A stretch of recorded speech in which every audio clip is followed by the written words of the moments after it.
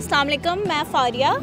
इस वक्त मैं UHU के स्टॉल पे मौजूद हूँ और इनके प्रोडक्ट्स बहुत ज़बरदस्त हैं। सबसे अच्छी बात ये येलो कलर मेरा फेवरेट कलर है और मैं बचपन से UHU इस्तेमाल करती आ रही हूँ। हमारे स्कूल के बच्चे भी UHU इस्तेमाल करते हैं। आप लोग को भी रिकमेंड करती हूँ कि आप लोग भी UHU यूज़ करें और इनके कलर, मटेरियल, सारी चीज़ें बहुत ज़बरदस्त हैं।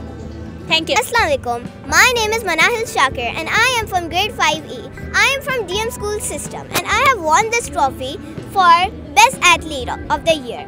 I am standing right now at the UHU stall and there is many things. You should buy it. Thank you. UHU, anything, anytime. Hello, my name is Mariam and I study in grade 3A and I study in school DM Public and I have been using UHU from a very long time and you should try it too. अस्सलाम वालेकुम।